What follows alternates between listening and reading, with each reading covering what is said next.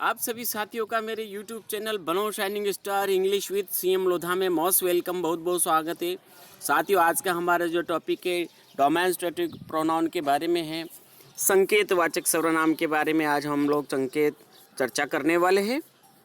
तो जिन भी साथियों ने अभी तक मेरे YouTube चैनल को सब्सक्राइब नहीं किया है, प्लीज़ सब्सक्राइब करें ताकि इंपॉर्टेंट से इंपॉर्टेंट वीडियो के मैसेज लिंक आप लोगों तक पहुंच सके। चलिए बिना किसी प्रकार की देर किए हुए हमारे वीडियो पर चलते हैं। डेमोन्स्ट्रेटिव प्रोनाउन आज हम पढ़ने वाले हैं, जिनको कि हम हिंदी में बोलते हैं संकेतवाचक। तो संकेतों के माध्यम से वस्तुओं को बताया जाता है। तो इस प्रकार के जो ये प्रोनाउन होते हैं वो ये है कि इस प्रकार के सर्वनाम का प्रयोग किसी भी वस्तु को संकेतों के द्वारा प्रदर्शित करने के लिए किया जाता है। ध्यान रखिए, क्या किया जाता है? वस्तु को संकेतों को द्वारा प्रदर्शित करने के लिए किया जाता है। ये टोटल 5 होते हैं। टोटल कितने होते हैं साथियों? 5 होते हैं। This, that, these, those, such. Total ये 5 होते हैं। इनमें चलते हम पहले का प्रयोग दिस। दिस का जो हिंदी अर्थ होता है यह होता है, और जिसका जो प्रयोग होता है पास या समीप की एक वचन वस्तु को बताने के लिए दिस का प्रयोग किया जाता है।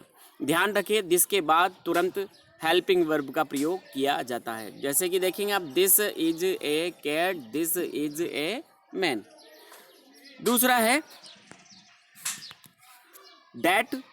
ये डैट का जो प्रयोग किया जाता है, डैट का प्रयोग दूर की एक वचन वस्तु को बताने के लिए किया जाता है। पास की एक वचन वस्तु को बताने के लिए दिस का प्रयोग करते हैं, दूर की एक वचन वस्तु को बताने के लिए डैट का प्रयोग करते हैं।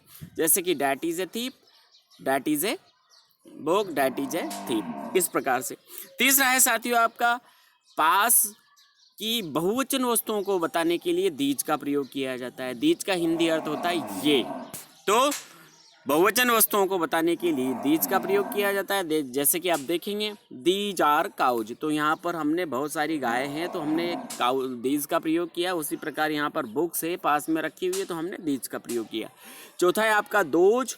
दूर की बहुवचन वस्तुओं को बताने के लिए दोज का प्रयोग किया जाता है। जैसे कि दोज आर माउंटेन्स, वे पहाड़ है। दोज आर ट्रीज, वे पेड़ है। तो दूर की बहुवचन वस्तुओं के लिए दोज का प्रयोग होता है और पास की बहुवचन वस्तुओं के लिए दीज का प्रयोग होता है। आखिरी है साथियों आपका सच।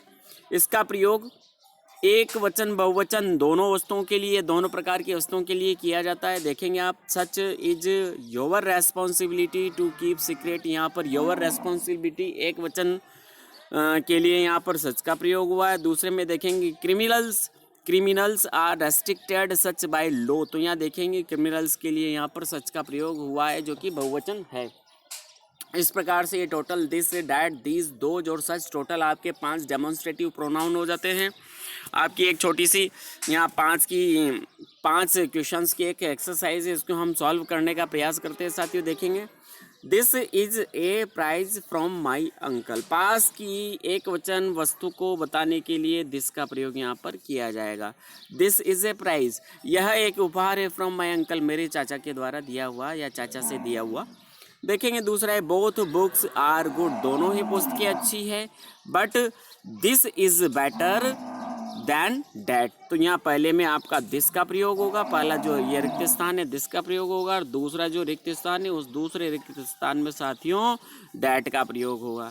चलते तीसरे पे। तीसरा आपका है, the windows of those room are larger than those of the office. तो यहाँ पर दोज का प्रयोग करेंगे हम।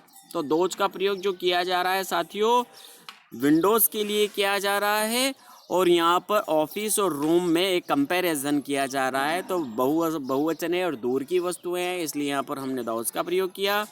चौथा है, give this book to that classmate. यहाँ पर तो आपका दिस आएगा क्योंकि पास में है, और उसको देना है, दूर वाले सहपाठी को देना है, तो वहाँ पर हम डैट का प्रयोग करेंगे। तो यहाँ क्लासमेट के आगे यहाँ पर हम डैट का प्रयोग करेंगे साथियों। पांचवा है, this is not such a treatment as I accepted. तो यहाँ पर नॉट के जस्ट बाद सच का प्रयोग होगा। तो जिन भी साथियों ने अभी तक मेरे YouTube चैनल को सब्सक्राइब नहीं किया है, प्लीज़ सब्सक्राइब करें। आपको एक से बढ़ के एक वीडियो मिलते रहेंगे। मिलते हैं नेक्स्ट वीडियो में। जय भारत, जय हिंद।